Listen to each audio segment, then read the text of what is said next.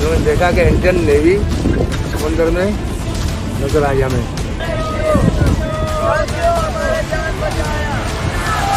भारत माता की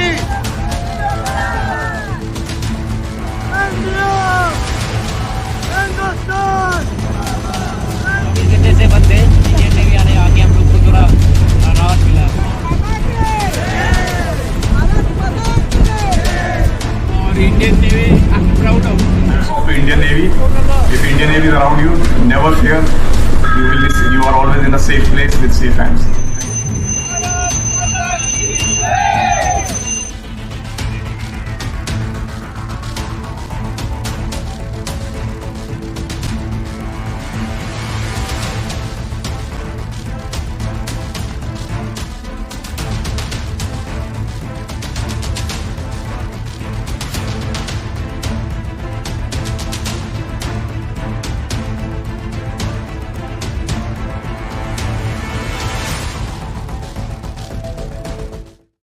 Welcome to Maritime Conversations. I'm Swaroop Anand.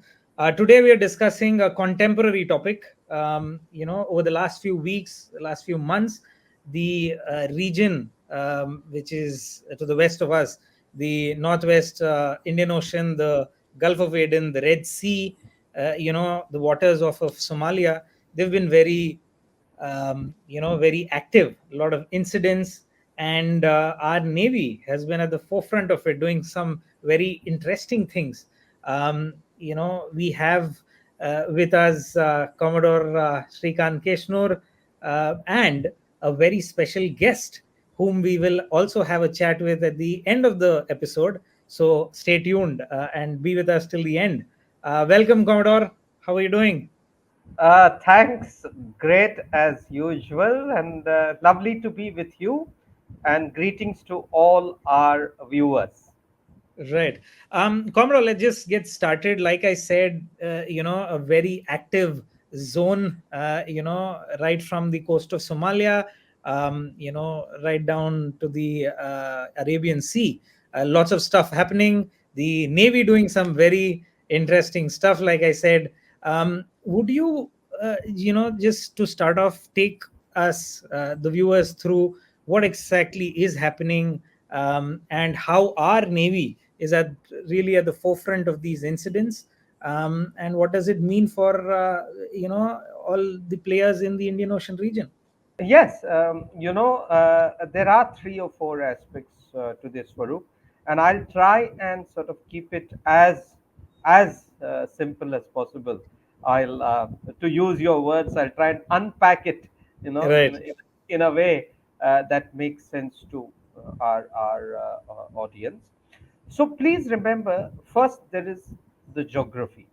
Right. You have on the northwest Indian Ocean region, you have the Suez Canal, which connects, in a sense, the Mediterranean to Red Sea, Asia to Europe, and it is a connecting waterway. And Right. from there, you have the Red Sea, the Gulf of Aden, the Bab el Mandeb Strait, and then the Arabian Sea. So geographically, this is an area which has entry or access issues. Land and sea have a very close interplay. So this sort of imposes certain Right. constraints, conditions, opportunities, and challenges for Hmm. traffic that goes through. At the Right. same time, it is one of the busiest waterways in the world Of course. because of it sort of connecting the two oceans, so to say, Hmm. because it connects the Atlantic to the Indian Ocean. Yeah. So this entire area, the Red Sea, Suez Canal, and all, is one of the busiest waterways. You can Right. get the statistics in terms of how much trade, how much container, how much cargo, how many $1 billion go through. But Yeah. but that is a matter of statistics. Yeah. The point is, a lot of global trade passes through this, and a lot of trade that is of importance to India passes through this. So we Right. must understand that is the geography. Yep. The second part is what is called the politics in the region. Now Hmm. we know that West Asia, for example, has been in political ferment for long. There are states, that that are at odds with each other. Ideologies clash. The recent clash between Israel and Hamas has given a new sort of dimension to this. It's an old war with several new aspects to it coming every time. But not just West Asia. If you go down to Saudi Arabia, Yemen, Eritrea, Somalia, that entire region is in a state of certain political volatility and ferment, Hmm. which goes rise to lots of tensions within the country, and many of these play out at sea. So that is the second aspect that I want to bring out. The third aspect is that the navies, unlike the army and air force, and with no disrespect to them, have also to play the policing role on the high seas and oceans. Hmm. The constabulary role is an important aspect of Navy's, fourfold roles: military, constabulary, diplomatic, and benign. So Right. constabulary is all about maintaining good order at sea. So, be it Of course. piracy, be it terrorism, be it smuggling, be it illegal fishing, be it people running, gun running, whatever, Right. the navies come in. And because threats at sea are always lots, you need the bigger navies to play a more proactive, bigger role, and this is where the Indian Navy comes in. And in a volatile region like the one that I have mentioned, it would be axiomatic to assume that there will be a lot of incidents at sea which Right. threaten good order. There was instance of piracy, what many people perhaps wrongly, rightly called it the Somali piracy, or piracy in Gulf of Aden between Hmm. 2008 to 12, 13, that played out in a big way. Right. There is terrorism activities from Al Shabaab and others. There's drug Mm. running. There's a whole lot of things happening there. And now, because of the situation with Hamas and Israel, the Houthis, who are based out of Yemen, but who Yeah. also sort of are antagonistic to the Saudis and to UAE, have Right. started, they have got into the act, and Houthis have come in to sort of, attack shipping. Now, fundamentally, the difference is they don't want to take people hostage.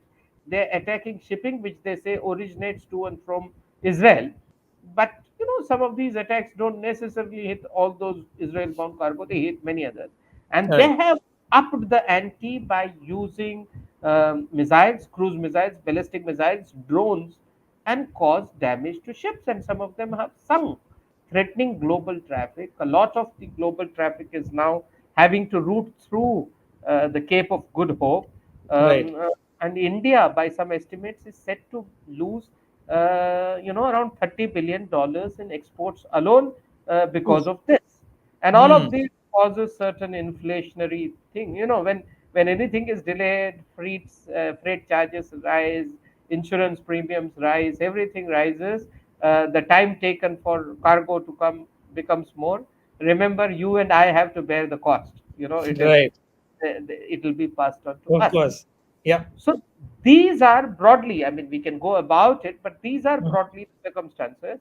And because of Houthis, the kind of disorder that was created has given the opportunities for other players to get into the act. It has created those collateral opportunities. That is where piracy off from Somalia is rearing its head again. And so there have been a rise in piracy incidents too. You know, Right. Now, therefore, this is where the Indian Navy comes in. Ever since the first instance in November of that ship being attacked by the Houthis, and then in December of MV Ruin being hijacked, the same Ruin will be discussing it. The Right. Indian Navy got into act. It launched the Op Sankalp, and Right. it has been able to do some wonderful things during Op Sankalp, which we'll Right. talk about separately. These Right. are these are mind-boggling statistics about what the Indian Navy has done in 100 days. But essentially, at this point, the Indian Navy has acted proactively, contributed to the overall security in the region, deployed ships vigorously, and tried to confront the challenges of disorder at sea head on. So that Right. is briefly the summary for you of what has been happening in there. Right. No, so I think you mentioned the period between 2008 and 2013, where there was widespread, piracy. You were our defense attaché in Africa. You were our defense advisor in Nairobi, and you had a ringside view. Can you unpack the differences and the similarities between those 5-6 years and what's happening now? They must be similar, they must be dissimilar in different ways. So if you could take us through that, Commodore. You mentioned 2008 to 12 period, and I was indeed the defense advisor in Nairobi. And Right. Nairobi, those days, was the political capital of the um, transitional federal government of Somalia. The Mm. SRSG, the special representative of Secretary General of UN for Ah. counter piracy, was stationed in Nairobi. So Mm. most of the political strategic activities related to counter piracy happened in Nairobi, Right. and therefore I was involved in a big way. Some of the operational aspects happened in Bahrain and other places, Manama, Shed Dialogue, and things like that. But to a large extent, because of the political importance of Somalia in Nairobi, and Nairobi acting as the center, many of Hmm. the piracy-related activities, I was, in a way, involved from the Indian mission. Also, our mission in Nairobi was also accredited to Somalia. Means our ambassador, our high commissioner there was the ambassador to Somalia. So, as his DA, all the aspects of security, including counter piracy in Somalia, fell within my ambit, my brief, so to say. So there were Right. very interesting times. Lots of Indians I'm are sure. seafarers. Indians are seafarers, so they were involved. Yeah. So my job consisted of tracking incidents, keeping track of what is happening through sources and other interlocutors, trying to send frequency trips back to the country about various issues. Liaising between a plethora of agencies and giving certain reports to agencies in India, Ministry of Shipping, Naval Headquarters, and all that. And you got to learn so much. I have a separate talk, even though that part of piracy is finished. I have a Right. separate talk where I talk of the piracy in Gulf of Aden 2008 to 12, and the it's a case study of complexities of maritime domain. You Oh, know, wow. all the complexities that you have in the maritime domain Hmm. obtained during that episode, and we can talk about that separately. We should, But of course. yes, but to come back to your question, two or three main issues. The similarities are like this: that the use of geography, the use of close proximity of land to sea Hmm. allows a lot of non-state actors to come in, flee back, attack from the land. So those continue to be similar. Another similarity is the bad guys always act in concert, and they act in concert faster than countries can get their act together. At that time, lots of smugglers, lots of people who did illegal fishing, lots of pirates. It was reported that Al Shabaab terrorists, many of them acted in concert, and it is possible now, though the jury is out on this, that many of these bad guys are doing things together. Wow. Uh, what is the fundamental difference? The fundamental difference is that Houthis have upped the ante significantly. Hmm. By using drones. In one case, they used helicopter, using cruise and ballistic missiles, Right. and not really wanting to take people hostage, but wanting to sink ships. I think they have changed the nature of challenge significantly. The second thing is that they have, by cleverly emphasizing on Israel and Hamas, made it difficult for the world to come together on a counter piracy platform because of Hmm. political sensitivities and Right. Right. issues. Right. So they've exploited that differences cleverly. So a global coalition of the kind that came up against the piracy in 2008, 9, 10 has not so far come up now. Uh, you know, Right. Okay. so Okay. that's the fundamental difference. Another common thing is that the Indian Navy reacted vigorously then, Right. and learned many operational lessons from then, which it has taken for the current episode, and it's Right. reacted vigorously now. So I think Right. that's broadly speaking the answer. But again, like I said, we could discuss many of these things till Of course. cows come home. Of course. Um, and so I think that's my takeaway. The Indian Navy was very active and did a lot of good things, great things then as it is doing now. Um, I must tell you a brief thing that the Indian yeah. Navy was very feared and reputed. Part of my job included being in touch through various interlocutors to the gangs in Somalia and all that. Right. Right. And they always feared the Indian Navy ships. And at one point of time, we had the highest number of attacks thwarted, highest number of pirates in custody. I'm talking of the earlier episode, 15 years Right. ago, Yeah. just as now we have done. But even then, the Indian Navy was feared. Right. Right. I'm sure it was, and I'm sure it is even today. For our next question, before I go to the next question, I think we should, bring up our special guest, Commodore, because the next question I want to kind of pose it at both of you, and you can take different parts of the question. So, here goes. We are really honored, to have with us Captain Suresh Babu. Captain, welcome to Maritime Conversations. A brief about Captain. Well, I'll try to keep it short, but Captain Babu is a specialist sea diver, deep sea diver, and a marine commando. So that's going to be a challenge, keeping it short. He's attended NDA and the Staff College in Wellington, and spent 33 years in the Navy. And during that time, he's been in, all across the world doing some legendary stuff.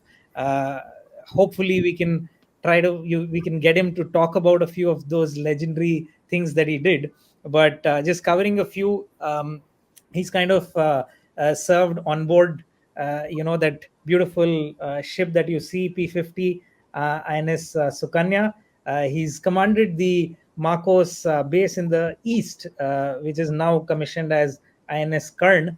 And apart from that, he's been part of the Indian peacekeeping force in Sri Lanka, the UN peacekeeping force in Somalia.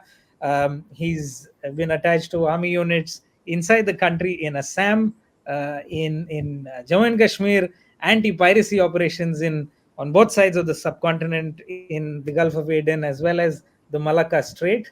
Captain Babu has two, Limca Book of Records, one for a night skydive, and one for a skydive on board an aircraft carrier, which he did in February 2012, on board, of course, INS Virat, our only aircraft carrier at that time. Apart from that, I think Captain Babu is an avid sportsman. He's a champion long distance runner and a champion windsurfer. He's a marine commando, so he's obviously, and a deep sea diver, so he's obviously dived both in the water to about 150 feet, and from the air from about 12,000 feet. Also, the Marine Commando says he's a self-proclaimed peace lover. So, lovely to have you with us, Captain Babu. It's my pleasure and a privilege to be part of your podcast today. And thank you, Commodore Srikant and your team for making me part of this tete-a-tete on what's happening in the Arabian Sea. Welcome, Captain Babu. Swaroop, I must just add one sentence. He's a dear friend, my course mate, and I'd simply say he's the best amongst the best. Right, of course he is. Thank you, Srikant, for your words. So I think the question that I had directed at both Captain Babu and Commodore Kesnur is about the daring, the hostage rescue that we've seen, by INS Kolkata. MV Ruin, of course, the hijacked merchant vessel, which was a mothership. And we've seen great visuals, come off, and I wanted to actually ask both of you, Commodore, if you can talk about the surface aspects of it, and Captain Babu, if you can talk about the daring, para drop in the sea, which I'm sure is not an easy thing to do. So, if you can talk about the surface aspect, Commodore Kesnur, and of course about the the daring para drop at sea by the Marcos, Captain Babu. Commodore Kesnur? Okay, let me, of course, we'll leave the paradrop aspect, the thrilling aspect to Captain Babu. Briefly put, it is like this. MV Ruin was amongst the earliest to be actually hijacked on the 14th of December, if I remember right. And that time there was a multinational effort, including by Indian Navy. INS Kochi was there, but she was taken hostage and went into Somali waters. And then, though the crew were locked in Citadel, the pirates broke through, and then the crew was captured. Right. So this Bulgarian old Maltese flagged ship now was effectively hijacked, right? Right. Now, what the pirates did was, considering the size, they frequently resort to this. So, after a while the negotiations were still on for whatever ransom they wanted, they decided to use this as a mothership for the other activities. And that is when, a lot of things started rolling, because now they have to come out of the Somali territorial waters. Right. And when they did, they were being kept track of. I mean, I'm just fast forwarding it to March. Now Kolkata is there. The Navy is IOC, IFR is tracking. The Navy has, two ships, the Subhadra, the Kolkata.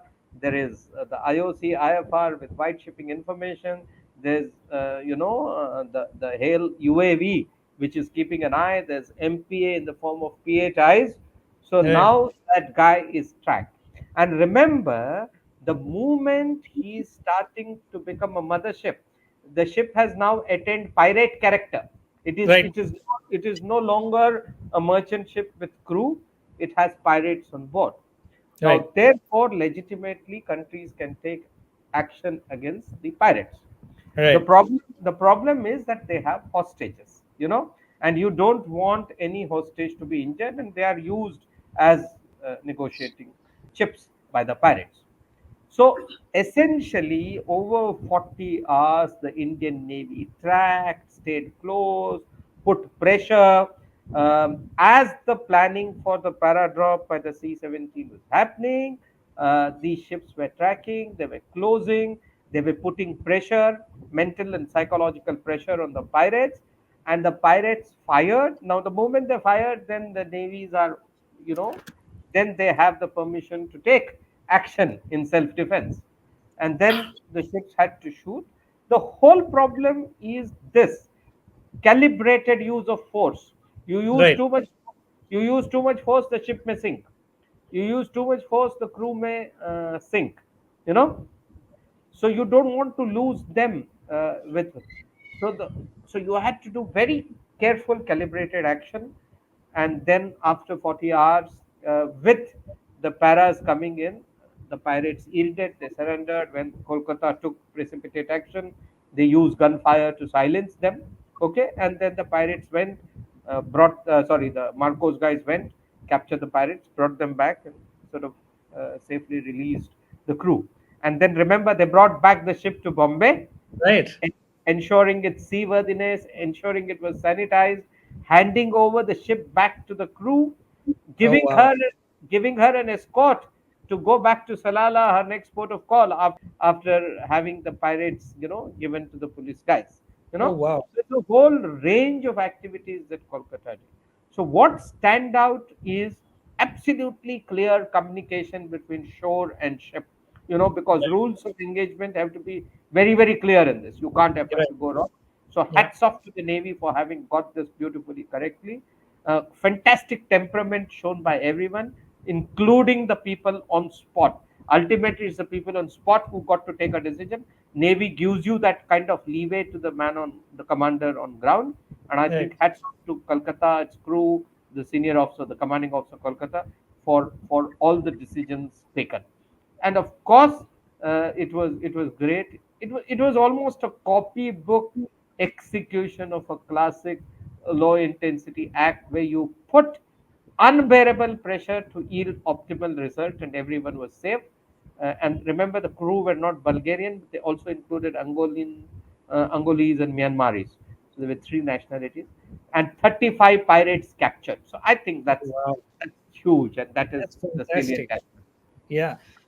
Captain Babu, the legendary paradrops at sea. What are the challenges, what is the kind of planning that goes into something like this?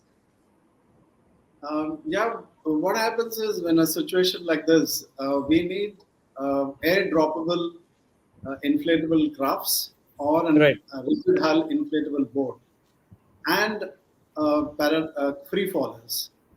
And depending upon the range, we need to have the right aircraft. So in this situation, it was a classic example of interoperability between the Air Force and the Navy.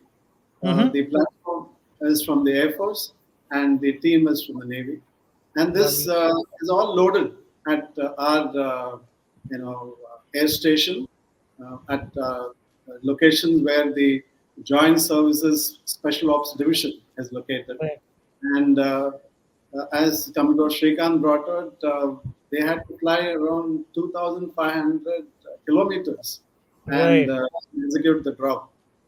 So we have a system of 5 parachutes, wherein the extractor pulls out the inflatable boats on a cradle, which is called a duck. Right. When you drop it, the extractor pulls it out, and then the cradle gets separated, and the rigid hull inflatable crafts have a system of another 4 parachutes, which ensure that it comes and drops at the sea at the right place, in close proximity to the ship which is being hijacked. And immediately after the release of the rigid hull inflatable boats or crafts, the Marcos execute a combat free fall.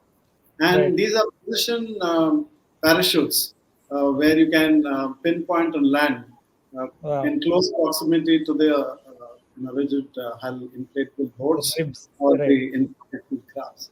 And once you land in close proximity, you can board the vessel, the crafts, and you're ready for action. So there you are, a potent force away from your shores, ready for action. And then we execute something called a VBSS, a visit, board, seize, and seizure operation, search and seize operation. So wherein you approach the ship and using your telescopic ladders, or you have these catapults which can be fired on the ship side. And even if the ship is not stationary, we have trained over a period of time to board these ships while they are moving. And once you're on board, you have now the threat of being fired upon. So the SOPs laid down how to move from one place to another while guarding yourself, and at the same time, going to the bridge and the engine room, where the hijackers can be. And so a lot of contingencies are planned and reversed time and again. And this capability is something which has happened over many years of practice. And we were all part of it in a very nascent stage in the early 90s, you can say. And what we saw in the last month or so is something which has been achieved after a lot of practice and a lot of training and a lot of research. In fact, the DRDO was the one which first made the cradle for us. And so we practiced the duck drop and the water para jumps. And over a period of time, we developed the day capability, the night capability, close to the shore, and then now, as you've seen, as an out of area contingency. It was, as Commodore brought out, it was done in a very clockwork mechanism, and a big success. And the advantages is that it showcases, it's a visual impact, for the whole world to see that we have this kind of capability, and we can support any nation ship which is in business. Swaroop, just 5 seconds. Captain Babu, I'm sure you will remember that some of these, when I was commanding the Jalashwa and you were in Vizag, we did some of those duck drop trials with Jalashwa. Jalashwa used to be the support ship for us because unlike in an operation, we had to get back everything to be reused and refurbished and for the next drop. So she was there. We had seeking helicopters standby. We had support boats to take them all back to Jalashwa, and then airlifted back to the air station where these whole things had to be washed and refurbished and get ready for the next drop.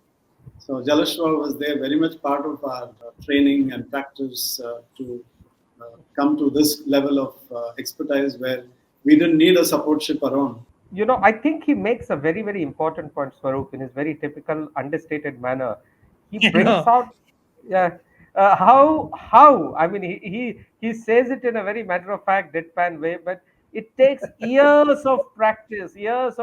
What we did now, spectacularly, as he says, DRDO gets into act, agencies get into act, ships get into act, planning happens. It takes years of practice and professionalism for a navy to do what she's done now. And right. yes, of course, it reflects a navy that's growing and getting better. Definitely. If I could, do a follow up on this, Captain Babu, something that you mentioned that, you were part of, the Marcos during its, in its nascent stage. It was formed in the late 80s around Op Pavan in 87, that the Indian Marine, I think, Special Force, IMSF, it was called then, was formed. But take us, back to your legendary, paradrop, in 2012, of course, when you were the team leader, and you basically had to skydive, onto a matchbox in the vast sea, and that matchbox being, our largest ship, our aircraft carrier INS Virat. Can you take us through that?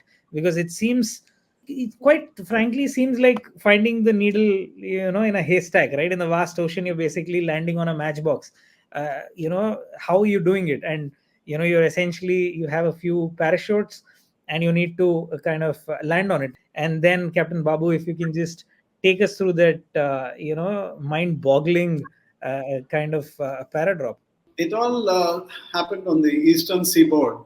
The Right. the fleet had come from the west, and it was a major exercise happening about 100 and odd miles in the Bay of Bengal, and we all took off from the naval station at on the east, that's Vishakhapatnam, in a Dornier aircraft.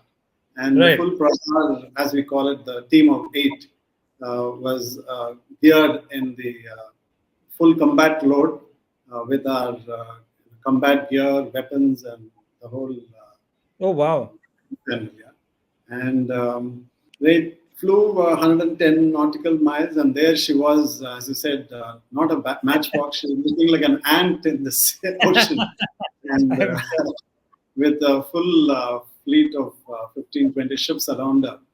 right. And when we opened the door to say, let's go, for a fraction of a second, everybody had that, where have we landed ourselves in?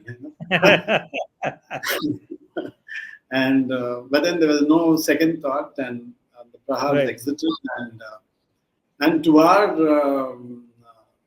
to increase the degree of difficulty, Right. while the Virat deck is about 3 football fields big, we had Right. the full range of aircrafts ranged on the deck because all the serials had finished for the Oh, day. wow.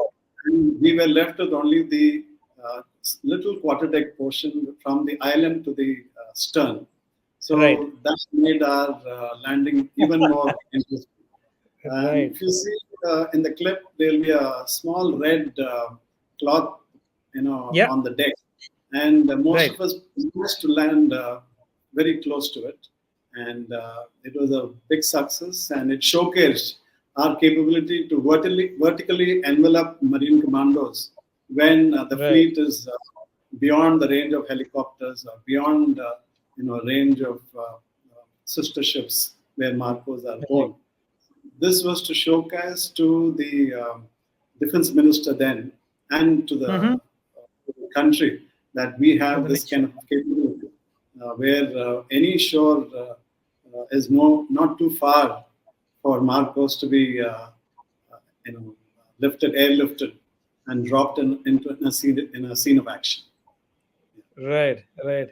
Um, I think it's amazing. You're being very modest about it, Captain. But I'm sure Marine Commandos believe in deeds, not words. So you did kind of, showcase to not just the defense minister or the executive leadership, but the nation at large about the Marcos, the capabilities of the Marine Commandos. Commodore? Yeah, I just thought I'll ask Captain Babu very briefly, because he tells all these thrilling stories, and he of course makes it look so very simple. Captain Babu, I uh, we are going to this is just the tip of the iceberg as far as Marcos is concerned. We are certainly, for the sake of our audience, is going to have you come back again to talk about the Marcos. Most definitely. We got to have a separate episode about Marcos and all the thrilling things that you do. Of course, we are not seeking any classified information. All the Yeah. thrilling things you do, but can you just sort of whet the appetite of some of our listeners of this broadcast, some of our viewers of this broadcast? Just give us one odd, thrilling, or adventurous incident in your life before we sort of round this episode. I remember we had this task of diving on PNS Ghazi. Oh, I was wow. privileged to dive on multiple occasions on the sunken submarine off the coast Right. of Vizag. Vizag. And despite all the training and despite all the preparations that we had made for the dive, when I actually went close to the submarine, it was one of my most scariest experiences I've ever had. Oh, really? For the simple reason that years of trawling and fishing nets, which had enveloped the submarine, which now Right. looked like skeleton of a big whale or something. But Right. for a diver, he getting entangled in so many nets and so many ropes everywhere. It was one of the most scariest of experiences I can ever think of. Right. Not the bullets firing, going past your head, or not the mines blowing up below your leg, but this was Right. unbelievable. Because if you get entangled in any of them, you can neither go down nor come up. So Oh, wow. this is one of the experiences I can share with you all. The other one was when we were in Somalia as a young lieutenant. We had been given the onerous job of protecting our ships which we were casting off from Kismayu harbor when Right. we were finally pulling out. And there was an imminent threat of one of the local militants attacking the port. And there was a small road connecting the harbor to nearest village. And Right. the Marcos were the last 8 to be airlifted from there, because we had booby trapped the whole road with explosives. And Oh, our wow. job was to blow up the road and delay the militant attack on the harbor. So imagine the plight when all your army, navy, all have left, and you just 8 on an alien ground, waiting for the attack by one crazy militant group. So that was another experience which I'd never forget. It is, I think, quite understated the way Captain Yeah. Babu relates. And he shows that Marcos can be humans too. Right. I think we need to do a full episode on the legendary Marine Commandos. Commodore Kesnur. We should definitely have a longer chat. Captain, you should spare us with your time. I know you're sitting in scenic idyllic, Goa, but we will request your time in the evenings to come speak with us. It will be my privilege to share a lot of anecdotes and a lot of thanks to my instructors who have brought us to this level of confidence and this level of expertise. But for them, I mean, we would have never seen what we have showcased of Somalia today. Our Right. great, they say in Hindi, "Baal aise safed nahi hote," and it's true. Over to all my instructors who have trained us and grilled us and pushed us to the wall to Right. have sculpted us to what we are today. Right, lovely. Thank you so much for that, Captain Babu. Commodore, I had one question before we kind of close. In conclusion, um, so Op Sankalp, right? You mentioned Operation Sankalp is in force now. The things that we've spoken about, ME Ruin, for instance, is part of that. It's been 100 days of Operation Sankalp now. So if you could basically take us through Operation Sankalp and the 100 days of Operation Sankalp, I think that'd be a good way to kind of end the episode. Yeah, and of course, I'll join you in thanking Captain Babu and hoping and requesting that he comes again and Right, graces our show. So, Op Sankalp was the naval operation launched incidentally in on around the 14th of December or so, when the right, ruin was, as they say, karma comes in circles. So the MV ruin was hijacked the 14th of December, and around the same time that Sankalp was launched in response to the situation that had already been building up since November in that area after the Houthis sort of, started taking action. So we can talk a great deal about this, but the statistics themselves are staggering, and I believe the statistics tell a story. And for right. once, I'm actually reading them off so that I don't get it wrong. Sankalp has spent 100 days. On the 24th of March, we did 100 days. So, Right. what has happened in this time? In this time, the Indian Navy has responded to 18 incidents, and these Wow. are incidents of different types. Some are hijacking, some are rescue, some are damage control, some are ship sanitization, some are fishermen rescue, some are repair of equipment, whole sort of different range of incidents. There have been 1,000 boardings of ships in 100 days. Oh, 1,000. wow. Yep. 5,000 personnel have been involved in this. Right. 450 ship days, 21 ships for this operation alone, Hmm. 900 hours of flying. 900 hours of flying. What else? What else? There have been more than 15 lakh tons of critical commodities that have been escorted by the Indian naval ships. More than Oh, wow. 15 lakh tons. Yeah, amongst the captures have also been 3,000 kgs of narcotics. Hmm.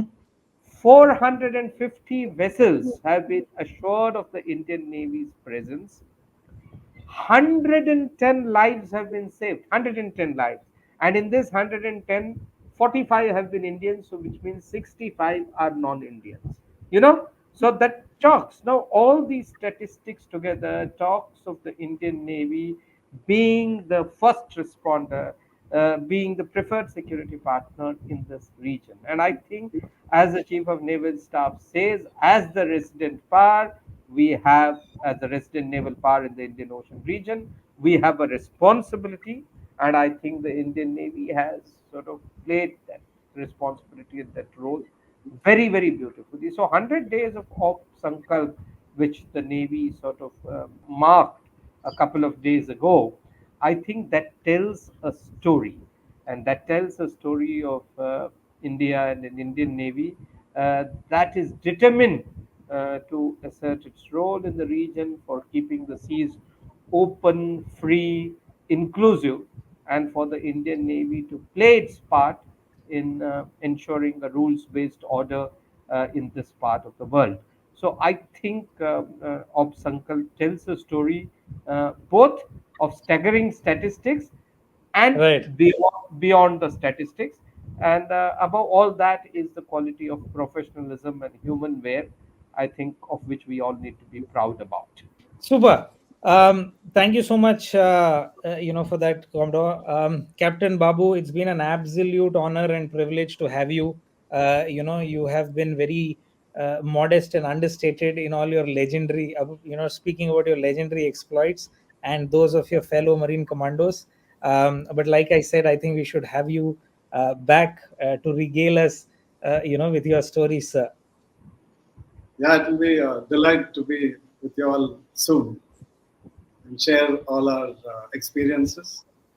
Commodore Srikant, I should once again thank you and your team for having me on board. Thanks, wonderful, and thank you, Swaroop, for conducting this beautifully as always. Thank you. Thanks, Captain. Thanks, Commodore. Super.